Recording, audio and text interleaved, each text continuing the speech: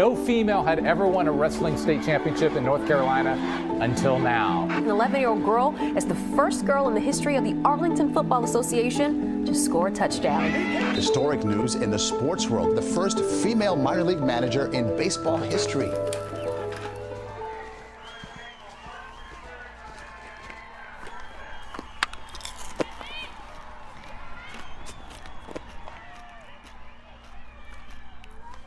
Take me out to the ball game. Take me out to the crowd. Buy me some peanuts and cracker gel. No one can stop you if you have the will. So let's root for a girl's dream. We're adding our face to the game, and we'll run, throw with never a doubt. It's a new ball, yeah. Play ball.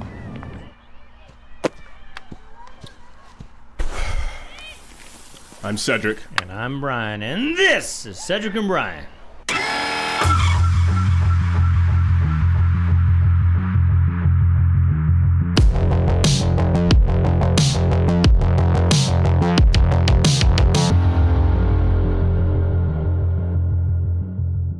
All right, ladies and gentlemen, we are back. We have two quick stories for you. We're going to touch on this commercial here about Cracker Jacks, and a UCLA professor is vindicated. But first, I went to the store and bought a box of 3 of these for $1.69. You better get these Cracker Jacks quick before they go out. Make sure you're prepared. Are you prepared? Like Brian says, are you prepared? Do you have enough food, water, and other essentials to get you through tough times? If not, check out My Patriot Supply. They're the nation's #1 preparedness company, and they've served millions of American families just like yours. Right now, you can save 25% off their popular 4-week emergency food kit, which will keep you well fed for 4 weeks worth of breakfast, lunch, dinner, drinks, and snacks, totaling over 2,000 calories a day. This food stays fresh for up to 25 years in proper storage, so it will be there when you need it. In fact, you may need it a lot sooner than that. So don't wait. Go to www.preparewithcedricandbrian.com. That's www.preparewithcedricandbrian.com. All right, here we go. Once again, it was a story where I came over and I said, Brian, you're not going to believe this. And I had to tell him 3 times before he believed it. I said, fine, I have to show you the commercial. I didn't know this was going to be a reaction video because got my reaction. I mean, and don't get me wrong. I mean, it's fine. You want to have Cracker Jill. It's just... It's replacing a classic. And here's the thing. I don't know if it's replacing it or if it's being promoted in conjunction with Cracker Jacks. I want some Uncle Jemima. Wow, see, there we go. Aunt Beatrice. Here's a question I have for you. Okay, we're changing from Cracker Jack to Cracker Jill. Being the white man on the panel, are you offended by the word cracker that's still in the box? Well, as a picture I have out here, that can't be Cracker Jill. I think all our white subscribers out there, you need to throw a fit and say the word cracker needs to be taken off the box if we're going to change everything else. I'm surprised that's not what they changed instead of just calling it. And we don't know. Maybe they're still going to have Cracker Jack. Now you have a choice of Cracker Jack and Cracker Jill. Now is it going to be different? Is it going to be the same bad stuff that's bad for you with the same popcorn and... Cracker Jacks is for everybody. Cracker Jacks is a unisex treat that every young kid who went to a baseball game, go Dodgers, went to a baseball game, enjoyed. It wasn't gender specific. I know, it's a damn shame. Damn shame. Oh my goodness. All right. Hey, I want to address the elephant in the room. Cedric wasn't sure if we should, but if you notice, we've got these right here. Come on, man. It's because we want to be like Joe. We want to whisper. This was Brian's idea. We thought because we're picking up a lot of extra. We used to have the mics up above us up here, and I thought let's try this, see how it sounds. You guys can let us know if this is distracting having it here. I didn't want to say anything, but Brian goes limp a lot. Yeah, this thing. That's all I'm saying. This thing keeps dropping. This is a cheap mic stand, so if you see me playing with it, I apologize. You got to play with it so it doesn't go limp. Wow. Anyways, back to the commercial. So, have you guys seen this yet? Have you seen the Cracker Jill? This caught me. When Cedric brought it up to me, I said, "You shut up." This is from the Babylon Bee, right? Nope. Let's get into it because we have 2 stories to cover. And the first thing here, They said, you want to see someone who looks like you. So, of course, they have to play the full diversity game. It's not just a female, it's a black female.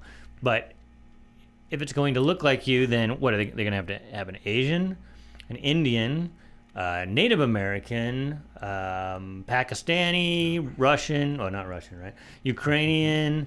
I mean, everybody has a little bit of different look to them. I mean, it's going to be a very long commercial, especially when you get into the 87 different genders. They're going to have each one of those genders represented. It's going to be the longest commercial in history. When you play this game, you're going to have to just keep going down the rabbit hole and represent every single little thing that you might think is different. Yeah. And the other thing I was joking with Cedric on, and when I was watching this, I said, it looks like at least they actually had biological women in the commercial. We'll give them points for that. But I guarantee if this ad campaign keeps going on, you're going to see Leah Thomas in there. That's what's going to happen. This is what it leads to when you just keep doing this. And it's, like I said, it's Cracker Jacks. It's just the name of a... You know what they're going to do? It's like a lot of homes today, when you go see a home in an open house, they have the Jack and Jill bathrooms. So it'll just be applicable to everybody. They'll call them Cracker Jack and Jill. And what are they going to do at the baseball games now? Do you have to sing it twice? Because she's saying the Jill version. Do you have to have the Jack version and the Jill version? So, yeah, right after you sing the national anthem and then the black national anthem. Yeah. Which one do you sing first? Well, the national anthem, because it was out first, and then or you alternate. Yeah. Or depending on which area has larger demographics of blacks, you sing the black national anthem For first. those of you that are closer to our age, did you ever think this was going to happen growing up? Did you even the women out there, I know we have a lot of women that watch this. Were you just growing up oppressed because it was called Cracker Jacks and not Cracker Jills? Let us know. If that's the case, then we apologize for this whole beginning. I'm not apologizing. Why don't you explain what we're actually supposed to be talking about? A couple years ago, in 2020, the Summer of Love, you guys remember George Floyd? Who? George Floyd, the patron saint of fentanyl. Oh, okay. That's the one who got 15 funerals Sorry, I'm playing and with it a again. gold-plated casket. There was a professor at the University of California, Los Angeles, a very diverse campus. I grew up in that area. I affectionately call it UCLA, University of Caucasians Lost Among Asians. That's what it was known for to me. Racist. No, I'm just saying that's what that was known for. Racist. But there was a professor there. I never heard that before. by the name of Gordon Klein, and he was the professor in charge of accounting. You sure it wasn't the University of Crackers? No. Lost Among Asians? No, see, you ruined the joke. See, it was just good enough as it was, and then you had to take it a step further. But anyway, he was the accounting professor, and when everything went down with George Floyd, Cedric. he was approached by a lot of students, and stop me if you heard this before, they were led by a white liberal who said, hey, Mr. Klein, or Professor Klein, what's going on isn't fair to the black students. Isn't Klein a Jewish name? German. Yeah. I think it's German. Okay. Brian's wrong once again. I know some Jewish Kleins. Dude, let me finish. And then they went to him and said, we got to do something different. We have to give them extended time on the tests. We have to do what's called a no-harm final, meaning that wherever they are, they had a B+. The final was going to hurt their final grade. Stay a B+. And if the students wanted to, they can get one letter grade better at the end of the semester. Everything was done to help the students deal with the travesty that went on with George Floyd. It helped all students? Students of color. Oh. And this is where, and we're going to show you an email. This is the email for the first 3 panels. Brian's going to drive here. The first 3 panels are from the students to Professor Klein. The unjust murders of Ahmaud Arbery, Breonna Taylor, and George Floyd, the life-threatening actions of Amy Cooper, and the violent conduct of the UCPD, it's the University of California Police Department. For those of you who don't know who Amy Cooper is, she was the gal in New York City who called the police on the black bird watcher. And she was on her phone. I don't know if she was the one who kicked off the whole Karen thing, but she was one of the many Karens. Okay. So slide number 2, and the violent conduct of the University of California Police Department in our own neighborhood have led to fear and anxiety, which is further compounded by the disproportionate effect of COVID-19 on the black community. Can I ask you a question here? Can I stop this for a second? Yeah. I know we're going back to 2020 and it's rehashing it, but it doesn't seem to ever go away. No. Do you think that if it would just have remained a local story and they didn't make it a national story, that people would have been affected? No. So who affected all these, supposedly affected all these people? The media, right? The media. They just media played it up. Push it. And like I said before in the beginning, it was started by a white liberal. Okay, slide number 3. And this is the end of the student's email to Professor Klein. Keep in mind, this is not a joint effort to get finals canceled for non-black students. Right.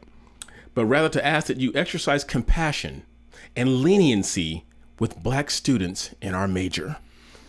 So this was like, and so they sent this email to him. Now where he gets in trouble is his response. And so the next 2 panels will go over Professor Klein's response to the students.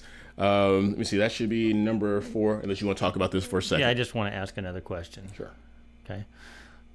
What if they would have, because we talked to you, and those of you who don't know it, there was another incident around the same time in Texas with a Tony Timpa, who died almost exactly the same way. The only difference is Tony wasn't on fentanyl. He had mental issues. He actually called the police himself because he was freaking out. And then when the police got there, they kneeled on his neck and he died. Yeah. Again, I ask, I saw that story. I didn't need special assistance. I didn't know Tony Timpa. It was a sad story, and that was it. I mean, look what's happening in Ukraine now with the people getting bombed on the street. Are we supposed to, if there's any Ukrainian students, should we? No, but that's, like I said before, we said this during last summer, black people, and I can speak on behalf of black people. Well, I'm not the ambassador or spokesperson for black people, but if LeBron James can do it, I can offer my 2 cents. We are the only people who are a monolith, and we're supposed to have this collective togetherness and compassion anytime one of us gets harmed. The media has a lot to do with that. And they do that to pump us up and to get us excited. As soon as you pull the pin on the grenade, on the race grenade, and you throw it into a crowd of black people, we're all supposed to band together and fight for each other, no matter if it was like George Floyd, who was a drug dealer and a lifelong criminal, no matter if it was Jacob Blake, who held a knife to his girlfriend, no matter who the individual is, as long as they match your skin color, you need to be upset about it. In my opinion, coming from the white guy, I know it doesn't mean anything, is that is to the detriment of the black community, if you're going to use it as a community, because now, like Larry Elder always used to say, you're creating a victocrat. So people that just assume that they are victims. And, you know, it's like the LGBTQ plus minus hashtag. Ampersand. You're making everybody out to be victims when there's plenty. Douglas Murray wrote a great book. He doesn't feel like he's a victim. Dave Rubin doesn't feel like he's a victim. Cedric, if you're talking about the black community, doesn't feel like a victim. So why does society keep telling black people that they are victims? It sells a lot of money in it, although we still don't know where the $10 million that BLM raised. Yeah, we do. They opened that special house for artists, and Patrice Cullors took the rest of it. All right, here's number 4. Okay, now this is the first 3 slides were the students to Professor Klein. The next 2 slides are Professor Klein's response to the students. Now, me and Brian were talking about this. This is something snarky.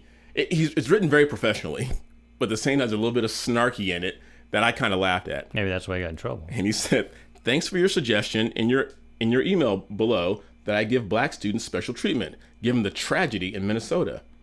Do you know the names of the classmates that are black? How can I identify them since we've been having online classes only?" But that's not, I mean, I wouldn't even take it as snarky. He's probably being real. It's like, He says, "Are there any students of mixed percentage, such as half black, half Asian? What do you suggest I do with respect to them? A full concession or just half?" He sent that response, and then that's when UCLA lost their mind. Now, keep in mind, you have to think about, there and then. What was happening then, what was now. Racial tension was very high back then. So UCLA felt they had to do something, because I'm sure a lot of the students got butthurt and said, "Look at this email he sent back to us." And so they put him on leave with the idea of firing him. They thought better of it, brought him back on, and said, "You know what, just be cool. We don't need all this upheaval." And that type of letter is the reason why Cedric doesn't allow me answer the comments on our channel. Because those are the type of comments I would probably do. Well, he also, it's not on here, he said, how about the white, I think I have this here on my phone. He said, what about the white students who lived in Minnesota who might be affected by this because they're white and viewed as racist? Yeah. They might be under a lot of pressure and strife thinking they're going to be attacked because they're white. He said, tell you what. True. You know what, after the Rodney King thing and those riots, I was in my 20s back then, and when the things were going down in Long Beach and the father and son, the guy shot the father in the head on the motorcycle right in front of his son. Yeah.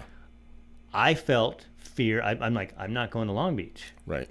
So I can understand his point there, because you don't know how somebody's going to take that, since it's like those, remember I told you guys about the rats in the cage? They shock one rat and he just kind of goes into fetal position. But if there's two rats and they shock him, then they go after each other. Well, that's what the media did with this black and white racial stuff. They're actually causing stuff to happen. I think and I told you this before, I think they're creating racists. Oh, yeah. This whole thing is creating racists. Absolutely. Brian brings up a good point. And it also says here, Klein also suggested a white student from Minneapolis might be possibly even more devastated by this, what I talked about earlier, especially because some might think that they're racist, even if they are not. He says, my TA from Minneapolis, so if you don't know, I can probably ask her. Was he being serious? I don't know. And here's where the rubber meets the road right here. Klein ended his email with a quote from Martin Luther King Jr. about not evaluating people based on the color of their skin. How dare he use that? How dare the audacity. Not supposed to be colorblind anymore. Judge people not by the color of their skin, but by the content of their character. And I've been in situations like that. And suppose you have a black student who doesn't feel this way, but now they're being drawn into this, thinking, well, if I don't join along, I'm going to be a sellout. Or a coon, can you imagine if you were in that class? Yeah. And if you said, I'm already getting an A, professor, why are you doing this? Yeah. And here's the thing. Here's the good thing. So they brought him back, but in the process of doing that, it was a case of, I'm not facing the mic. Hold on here. It was a classic case of too little, too late. They brought him back, but being a well-known accounting professor at UCLA, he got a lot of outside jobs that paid him very handsomely. That income has been shot. It's gone. So he took UCLA to court. At first, they weren't going to do anything, but what I think is good news is that this is actually going to trial in 2023, and I hope him, along with Kyle Rittenhouse and others like that who have been wrongfully accused of doing stuff, I hope they clean up and he just takes the UC system for all they're worth. It'd be interesting to hear from students who are actually there, black students and other students, like, hey, were you really offended by this? Because this happened in our area when things shut down in 2020 and schools went to Zoom meetings. I heard there were a lot of public schools that went around and told their students, you'll remain exactly where you are. And I had a friend of mine whose daughter was a straight A student. And being a straight A student, she quickly realized, she goes, well, why do the work? If I'm going to get straight A's anyway, it doesn't make sense to do the work. And if I'm a student that has a D or a C, I can't get any lower than that. And that goes back to the participation trophy. And that's why we're raising this generation of just weaklings who feel like, well, I don't have to do anything and I should be compensated. Well, and it's a trickle-down effect because it's going to affect our country, because it affects the students and the students affect society. And this is my fear. And this is why the countries like China and Russia just look at us like, we just have to wait it out, because we watch what they're doing to themselves. Right. And it's a damn shame. We need to send a hard lesson and a hard financial lesson. It has to hurt a little bit that we can't keep tolerating this. We can't keep placating to people just because they're not the right color, because they don't want to put in the work. And it kind of ties back into our opening little skit with the Cracker Jills.